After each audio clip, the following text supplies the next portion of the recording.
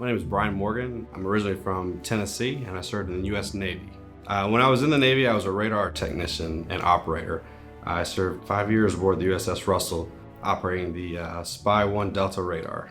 As a radar technician, you are responsible for operating the radar when you're out to sea. You're the main system of defense for the ship when you're out. I think the most important event that took place during my career was 9/11. Being stationed in Hawaii, I was several hours ahead. I was asleep that night. I got a phone call from my grandmother at 4 in the morning, and yeah, she's going on about terrorists that bombed the World Trade Center, and I'm thinking, what are you talking about? Hung the phone up, and it almost immediately rang again. It was the ship, and they called and they said, "There's been an incident. You need to get back to the ship." So my roommate and I, we got in my car, we zipped down to Pearl Harbor, went aboard the ship, and we went out to sea, and we stayed there for 11 days. We had no idea what was going on. We hadn't watched it on TV. We just knew what we read in the emails we were getting from our family.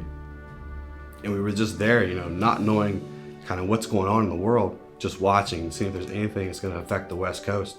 And we just waited for 11 days before we came home. For me, before that, the Navy was fun. It was traveling around and partying in ports and seeing the world. But after that, it was serious, And after that, we were in the Gulf, and we were there for long periods of time. And we were there once for 9 months at a time, which is a huge chunk of your life when you're 22 years old. I grew up in a really small town in Tennessee. Not a lot of diversity, not a lot of people really.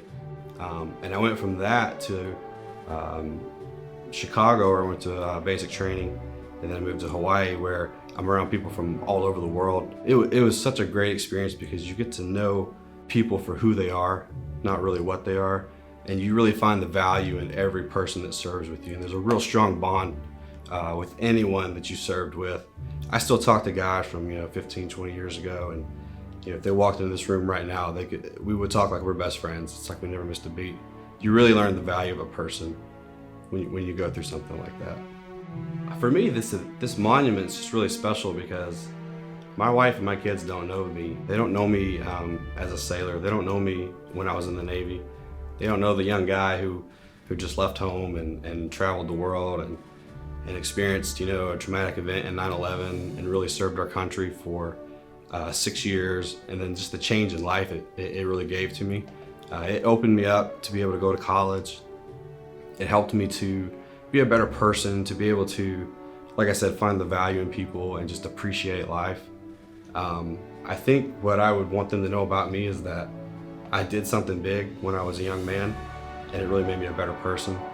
And hopefully, if they remember me, I have left some sort of impact on them. And the reason that I left an impact on them is because of what I did as a young person.